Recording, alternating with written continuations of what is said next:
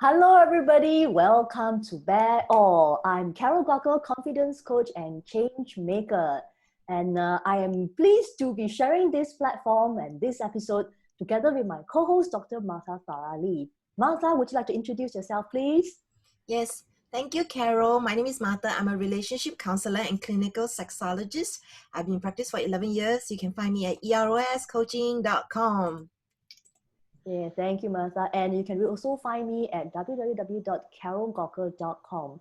Today, we have a very fantastic guest. Well, the thing is that people might ask, what is Bear All? In Bear All, we want to invite our guests to be on this show, to be real, to be raw. We want to look underneath, what are their struggles? So what's the story behind their success? And we want them to be able to show their story so that they can inspire you to inspire change. And tonight, in fact, today, not tonight, today itself, we have this special guest. She is beautiful. She is amazing. She is a yoga instructor. She is also a healer. And on top of that, she is a priestess. Interesting, right? So without further ado, let us hear a little bit more from Varin Gill. Varinda, you're on. Welcome to the show. Would you share with the audience, a little bit about yourself? Tell us a little bit more about you and the work that you do. Sure. Thank you so much, Carol, and thank you so much, Martha. It's a wonderful morning here, so I'm really inspired to feel the light of everyone that's going to be listening to this. So I honor your presence and I honor your journey, and I hope that my journey and your journey light each other up in the same way. So I had an awakening when I was 19. I was in India at the time with my family on a vacation. This was between getting some major exam results as well. So like every temple that I went to, I was like, please make sure I get like really, really good results, really, because that kind of like the Asian mentality, everything was about that exam result. And that was my focus, even when I was on holiday. That's how bad conditioning is in an Asian family. And there was one temple that I went into, which was completely unplanned in our trip.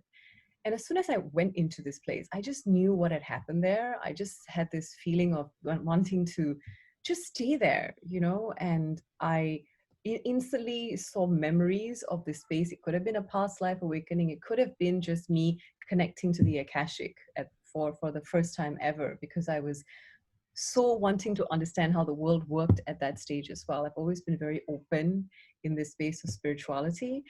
And then I remember at the very end of walking around that temple and just feeling so inspired with everything that I could feel, I went up to my mother and I said, I want to stay here. I don't want to go back. And this was 19. And my mother completely freaked out because she could see my face. She could see that I was different. She could see and sense that there was something very, very uncontrollable from her point of view that was happening there. So eventually she managed to negotiate with me to say, we need to go home. We can discuss this. We can discuss this as a family and blah, blah, blah. So that was the first time I experienced that light. And of course, I did not stay at that space. I did not live in an ashram, and I did not start my journey that way. I started my journey in the corporate world after that. So I continued my education. My background is actually finance. I was a finance director aside from learning spirituality. So it didn't stop me because I was so inspired by that incident. I learned energy healing. And I learned it from this woman who was an amazing Egyptian alchemist. We used to do everything in her garden. She had this beautiful garden where we would check each other's auras. We would feel each other's energies. And it was such a beautiful fairy-like space. So I was so blessed to have learned from her. And from that point on, I even experienced Scientology, which I found very inspiring. And then I learned, what did I learn after that? I learned, oh my gosh, Sekhem Energy healing is what I learned from that woman. And then I learned yoga years later. I've always been into tarot and oracle cards. I could read them since I was 25. Since I saw a deck of cards, I just opened them and I could read for others. So this is really my space. I've had all of these gifts that I was giving to people on the side without realizing that I was a natural empath, without realizing that I was a light worker. And I have a sister, an older sister, who's very, very much in this space as well. She's very psychic, and she's now a spiritual awakening coach. And she also inspired my journey in many ways. So Now I would say we both work with the light. We both work with light beings to inspire light in others, to actually, there's so many people waking up today. If you've noticed around you, so many people can feel, so many people are ready for purpose. People come to me and they have, kids and a beautiful partner, but they do not understand what is the point of their life. What am I here to do? And actually, each of us is embedded with a beautiful light to create an age of miracles. We are here. We are the ones that are going to build it. What you're doing is building the age of miracles. You and Martha, you guys are actually creating seeds for others to build this, because it's not going to happen with opening our eyes one day and suddenly the world is, the golden age. No, we have to build it one human being, one light at a time. So that's really me. Wow, thank you so much for sharing your journey so succinctly. And people might be very curious, like, what is spiritual awakening? Because it sounds like words that is being thrown around. So what do you think some people will feel when they are going through spiritual awakening? Is this something that they can create, make happen? Is this something that, people who don't know, they may feel scared? So can you share a little bit more about spiritual awakening? So it's different for many people. For me, it's actually realizing that you're not in alignment within yourself. You are doing something, but you don't feel the joy, the vibration, that excitement of what you're doing. You don't feel a sense of purpose behind it. And when you're not feeling that, a lot of people end up in situations like depression, anxiety. I don't think this is where I belong. I can't seem to be vulnerable. I just seem like I'm making all these mistakes all the time. And very often that's a sign that they're out of alignment. They're not doing what they are meant to be doing.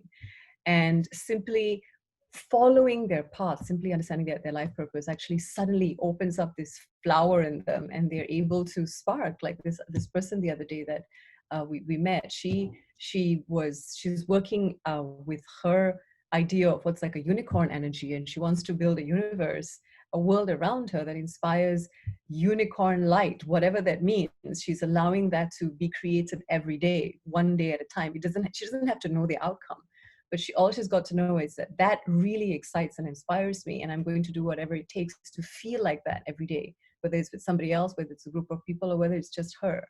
So that's one example of that. I think for me, I have had issues with sexuality for the longest of times. And up until the point I decided, you know what, this space is calling me. That's really one of the reasons why I've had such an issue with it, because I'm not open to all the outcomes. I was so conditioned with how sexuality should be. And finally, when I decided I need to explore this path, I need to get into the space of Tantra, I need to understand what's out there, it all stopped. There's no end to any of this. And I think that's the key thing. If people are afraid, they should understand that this world of beautiful metaphysical sciences is huge. There's so much. So just start with one. And if you cannot go wrong, because it will lead you to something else, to something else, to something else. Yeah, I know you know a lot, because you have tried to explain certain things to me, and I was like, oh, okay, this is very, very, very deep. So spiritual awakening can be finding ourselves going through periods of darkness. So I guess divorce can be also an opportunity of spiritual awakening, isn't it? Sorry, what was that? Divorce.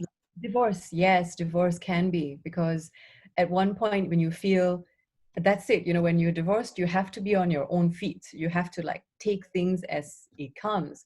And then you have to draw on this resource of energy within you. You didn't even know you had it. And you are able to take that one step day by day. Just by feeling that energy itself, you're already opening these windows within you of light. Actually, all of that gifts, all those awakening gifts are sitting within us if we choose to let them out. So divorce is one of those portals, I would say, that allows that to happen. I'm not encouraging divorce. Please don't get me wrong. There are ways around this too. But what I mean is, when you do something that you never ever expected you could do, you are accessing that light within you. Yeah, so it's really interesting because when I hear people talking about spiritual awakening, I always thought you need to feel a lot of amazing sensations, but actually even those the process of going through something difficult like a divorce can also be part of the awakening. So it's just a coincidence that Carol and myself, both of us, have experienced divorce, and we are actually better for it. Yeah. So we have recorded our own life stories in a separate episode that people can tune in to watch if you are interested. But can you also share a little bit about your personal journey? Because from what you shared with me before, if you are willing to share about your personal story in addition to your career and your spiritual work that you're doing. Sure, yes. So I am on the path of the divine feminine, which is where the priestess comes in. So I was initiated as a priestess of Goddess Hathor. I did not know that I was in her lineage, and she is the priestess of sexuality. Yeah, I'm coming to that story to do with being a priestess. And yes, so she is the goddess of sexuality, of emotional well-being, and of and what's the other one, of all things feminine, I would say. And this is never something that I associated with myself. And I'm also divorced. Now my story of divorce is one where I married a man who was very spiritual. He was spiritual. So it's not like we were quite different in that way. But however, I had outsourced my spirituality to him. I wasn't doing my work. I was so focused on this career, finance career at the time, that we were so disconnected.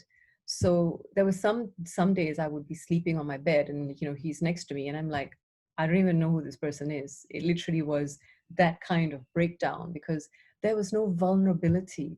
There was so much masculinity in me.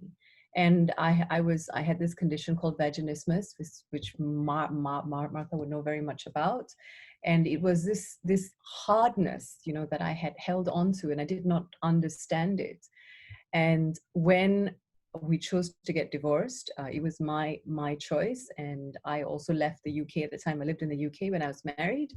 And then I started to explore the space of the divine feminine. I realized I softened. It really softened me. And it was not a softening as in, a namby-pamby kind of woman or anything like that.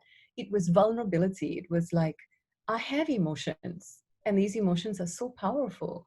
And when you do anything with these emotions, right? When you do anything from anger, but you're conscious that you're angry, you're not like reacting to it. When you do something from a space of like grief, but you're conscious about it, it's very different to just like, being on an automatic response mechanism to these emotions. So for me, what was empowering from the divorce was I finally got to feel. I was so blocked, and he also did not have the tools to help me. We were both so, I guess we were not meant to be. We clearly were not meant to be. We're both much happier at this point. Divorce has been empowering for us. Wow. From what I hear you mentioned about the not being connected to your partner, and then having this masculinity that is within you. I can totally relate to that. It seems that society want women to be women, but they still want to see this hardness in them. And somehow we are conditioned. Society conditioned us to be so hard, so that in order for us to have our voices heard, we have to shout harder, louder, and we have to fight with men tooth and nail. And along the way, we kind of lost our femininity. So, and you're definitely an expert in this area. Would you share with us how to actually regain our femininity side? Okay, for me, the biggest thing has been dance. Dance, switching on the music, having a mirror in front of you, and just being able to express yourself. Allowing your hips to shake, allowing your body to move, and recognizing that you are beautiful just the way you are, and you do not need anyone to validate that. You have to feel the beauty within you, right? That has been something that has really shifted me. I was doing a lot of dance for a long, long time. And the other thing is, of course, when it comes to sexuality, is actually allowing myself to feel sexual. Because the thing is, we are sexual beings. We're wild sexual beings. So if I am in an environment where I'm thinking sexually about someone, I'm not doing something about it, there's absolutely nothing wrong with that. So it's overcoming the shame, the guilt, the conditioning around even feeling and thinking sexual things wherever you are. Today, I'd be happy. I just sit, let's say I'm about to start a creative project and I go to a cafe to sort of do a little drawing or whatever it is. I allow myself to feel a little bit wet. I allow myself to generate that wetness because it is a spark. It's an energetic spark. So you don't have to get turned on by that and like look for someone to, finish the job off or anything like that. You move the energy through your body and you use it to give you that extra space of creativity. Yeah, I mean, being wet is not something that you reserve for just the bedroom. It's something you can do anywhere. As women, we can do it anywhere. It's lubrication is exactly that. It lubricates any process, not just sexuality. Yeah, and we need lubrication in our lives, actually. We need to drink water 7, 8, 10 cups a day. Otherwise, we can't let things through our body, we can't detox. There are people like me who can't pass motion. I've had this my whole life. I think I inherited it in some way from my mom. But I love what you're saying. So of course, all the people watching this, especially the women, are very curious. Wow, I want to be like her. I want to be beautiful like her. I want to be wet. So how can I get wet besides dancing? Like I said, I'm just in a cafe, right? I'm just in a cafe. I was just like, I can do some Kegels right there and just feel that I'm a sexual creative being and I can create and just allow that energy to come into you and then just start. It makes you excited. And that's what you want to feel like. You want to feel excited. And you don't need to rely on a male figure walking in front of you to feel that. Sexuality is not about two people having sex. Sexuality is whatever you want it to be. That's a modern definition of sexuality. Yeah, I love what you're saying. So basically, it's about awareness and intention and bringing it into yourself and not farming it out to someone. And I think it's very much the porn culture, it's like I see this and then this make me. Whereas owning it and then invoking it from internal.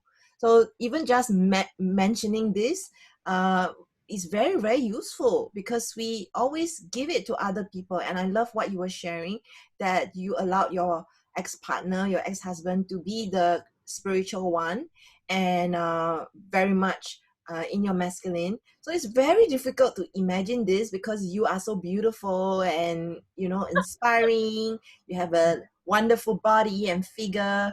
So when people look at the person that you are now, it's really difficult to see where you have come.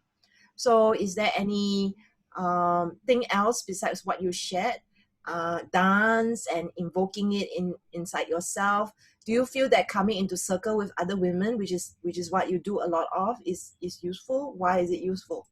Yes, it's useful as well because it's a space to create emotional outlets. So we need outlets, right? Dance is an outlet, a physical, energetic outlet for you to move yourself. When you sit in a circle, again, it depends who's facilitating. I've come across some circles where the individual is quite masculine in herself and very structured. So I'm not a fan of those circles. I like circles that just flow.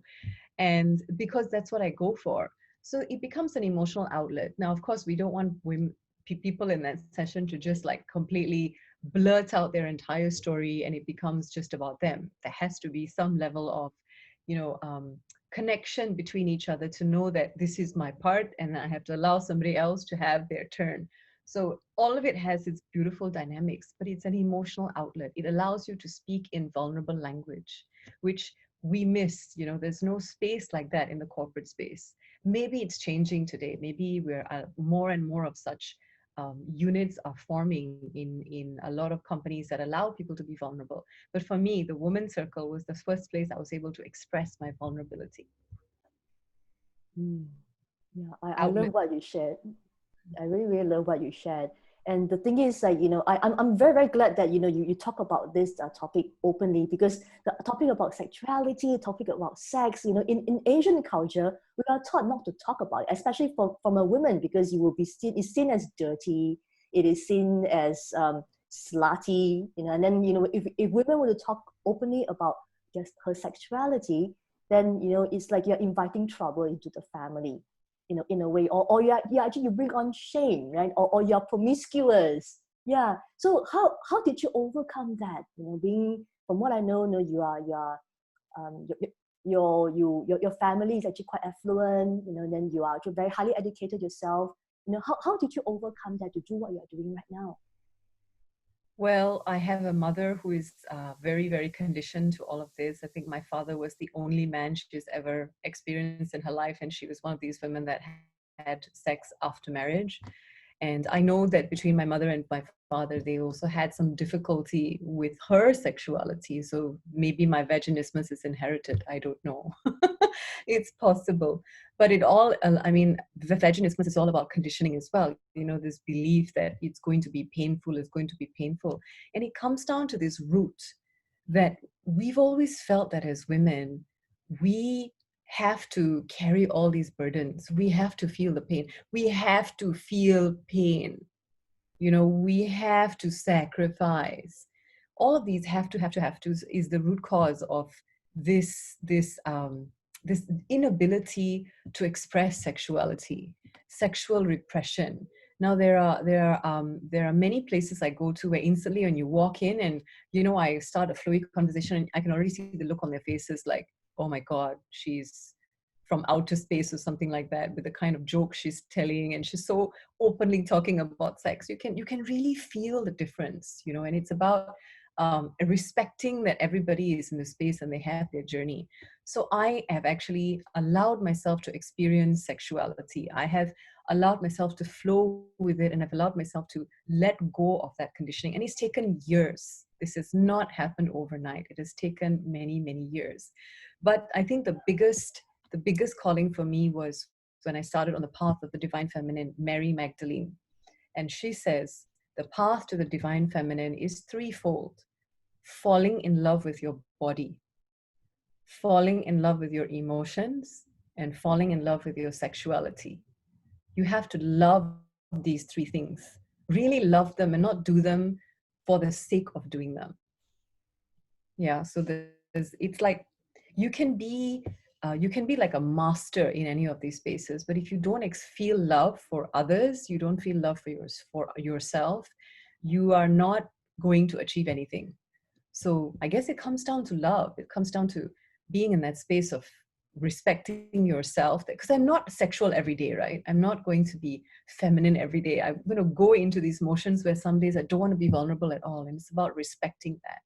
And I think the other thing is also the period cycle, which I've begun to pay a lot of attention to, especially in the last 2 years. The whole concept of your inner winter, inner spring, summer, and autumn. This has also really revolutionized my life. It's allowed me to respect that there are sometimes I'm just not going to be vulnerable. And in the past, as a 20-year-old, when I felt like I don't want to have sex, I used to think that is who I am all the time. But actually, it's a certain time of the month. And you don't realize, because you're not listening throughout the month, of how your body feels. And sometimes even in ovulation, where you're supposed to be like super horny or whatever it is at that time, sometimes I'm just switched off then too. And you have to understand that not everybody's ovulation period is so long. Maybe it's just a few days where it's, their skin is like glowing and all of those things that your body naturally wants to do to bring a man to you, kind of thing happens. Everybody's body is different. So it's about also listening to the body. That's the first thing, right? With the divine feminine, listening to your body, really, really, really knowing your emotions and sexuality, like owning it. If you feel sexual, so what? You're feeling sexual. It's okay. It's really okay. You have these genitals, you have this part of you that you need to respect. And of course, in the space of divine feminine as well, there's three brains, right? Three, you respect the three brains: the womb space, the heart space, and the mind much less, but the mind. Yeah, true. I hear what you're saying. And the thing is, like, because being a modern woman, most of the time, we have to juggle life, career, and all sorts of other burdens that society has given us. And a lot of the times, many women complain about having low sex drive, and they're too tired to have sex with their partners. What advice would you give them in order to bring them to that space to embody their sexuality? Okay, I would really advise them to create that spontaneity. So sex will begin the moment it ends. the moment you finish something with someone, you already have to start putting in the effort to begin turning each other on from that point itself. It has to be a conscious effort. And I'm not saying that, let's say you have sex on Tuesday, you already begin the conscious effort to have sex the next Wednesday afternoon. No, I'm talking about the seeds for it. The kindness you show. Like, I think for me, when a man does something, the smallest nice thing for me, that already is such an exciting thing. It doesn't really take much. But yes, when you're energetically low, nothing is going to excite you. So then you have to make time for it. You have to have these child-free days. And you have to know that during that time, you are going to be at your most vulnerable. So before that, you're not going to allow yourself to get angry. Before that, you're not going to put yourself in a situation of pressure where you're just going to lose the next afternoon that you've scheduled for absolutely wonderful sexual activity. You're going to plan in those staycations. You're going to want to plan a lot more. And you're going to want to plan not just the space and the time. You're going to want to plan everything around making sure that that time is allowing you to use sex for the biggest release and the biggest desire that you can use it for. Yeah, thanks so much for sharing. There's a lot of wisdom to this, because a lot of women that I know, that I work with, they give so much and they feel that they are stuck because their partner doesn't step up. And sometimes I say that it's not that your partner didn't try to step up. If you remember, you have taken it over and you have probably said things like, you're not doing it right, you're not doing it fast enough, you're too slow, you're doing it wrong. And so they step back and then you end up doing all of it. So a lot of it is the conditioning that we were brought up in our family, and also our unconscious behaviors and words that we have used. So it's so important to come back into ourselves and to, I hear a lot of people saying, lean back. So you are so beautiful, and how we met, the two of us, is because you hosted some of my workshops in KL, and I'm very happy to see that you are doing workshops in KL for women, and you are doing very well, and you have been taking the time to go into yourself and to share some of your videos. I've seen some playfulness, so it's really, really beautiful and inspiring what you're doing. What is the next thing? What is the next step? What's your next plans of the next exciting thing you're doing to support people? Well, I'm doing a full moon circle at your festival, Sugar and Spice, in August. That is one thing I'm doing. So I hope everybody that's listening is going to be there. I'm going to try and make it very special for you, allow you to be as vulnerable as you can if you're looking for an emotional outlet. And I hope you get the opportunity to experience a full moon circle, an online one, with all the divinity that it's meant to be. Yes, so that's what I'm really excited about. So I'm actually doing other workshops as well. I actually now educate women on the cycles of their bodies, the period cycles. I'm doing a workshop this weekend on rebirthing unconditional love. I'm doing workshops next month on self-sacrifice. I do ecstatic dance weekly using the shamanic drum. That's something because dance has made me so happy. So intuitive dance is something that I do now at a local wellness center here, combined with a little bit of yoga. And yeah, more and more workshops. I'm looking to create a program, of course, and a retreat at some stage, but I'm allowing all of this COVID stuff to do its thing first. And I'm sure it'll birth in its own time. That's great. You have so many gifts. I wish to use all of it for my festival. So I'm very curious. You do all this work around the femininity, and a lot of people are stepping into supporting women. And how about the men? The men, you know what they do, right? They always ask, like, "Oh, okay, you're doing all these things for women, and then you have women thing, and what about men? Do you do any work for men, with men?" I have done energy healing sessions with men. The thing is, they need to also be in that space of vulnerability. I have been in circles where there have been men in the circles as well. And it has been good to have them there, like couples, so not single men. And I did a workshop on toxic masculinity and sacred masculinity and femininity in December.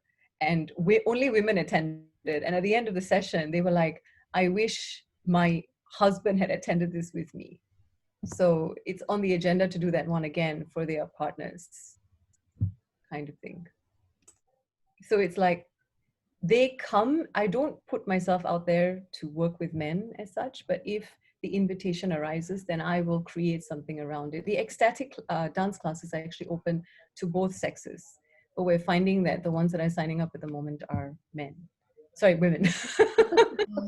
Women. Great. It's so good what you're doing, that you have so many gifts, and you sing also, don't forget. Wow. It's part of the healing, actually. Because Hathor, the goddess Hathor as well, which is where I also discovered my voice, is part of the healing. I use my voice to move energy around. But I was going to say that every person can sing. If you've ever been told that you cannot sing, that is not correct. Everyone can sing because it's your throat chakra aligning with your whole body. It requires alignment, but you can sing. I'm not talking about becoming, the next Pavarotti or, the next Beyonce. I'm talking about joy, and joy, it needs to be expressed. Voice is one of the greatest expressions of joy. Everybody can sing. Wow. Are you able to sing a little bit for us, please? We would love to hear your vocals. This singing is, the singing that I do is more spiritual. It's not exactly, I don't sing songs as such. I know. Can you do some kind of transmutation right now for us? Some You guys close your eyes. initiation. Can close your eyes and Oh my just God, okay. just take a few deep breaths. In and out, long out breaths. 4-step inhale, 6-step exhale.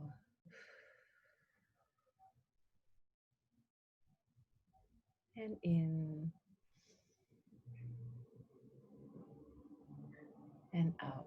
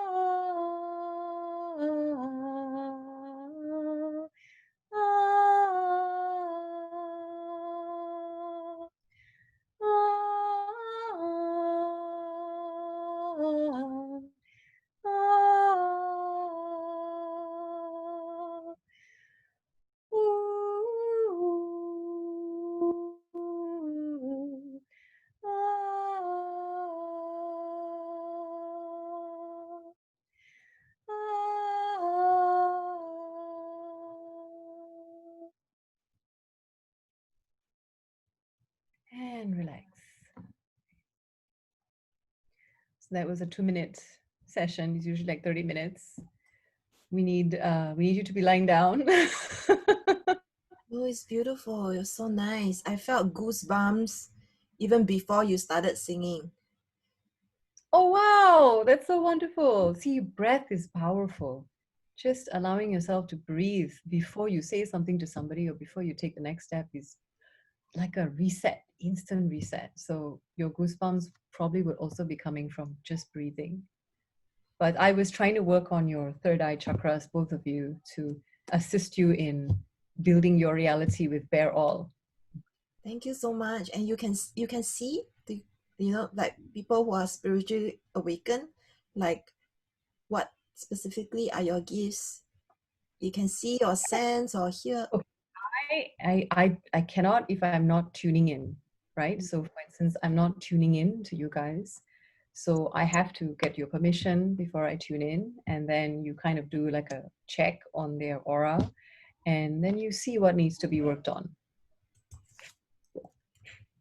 That's beautiful. Thank you so much for coming. I feel touched and inspired by your presence and your energy, knowing how far you have come in your personal life and how much you are in service to other people. I know how loving and beautiful you are inside and out. So it's really, really good to have you today. Thank you. Thank you so much, Martha and Carol. All the best, ladies. You guys are Thank doing you. amazing work.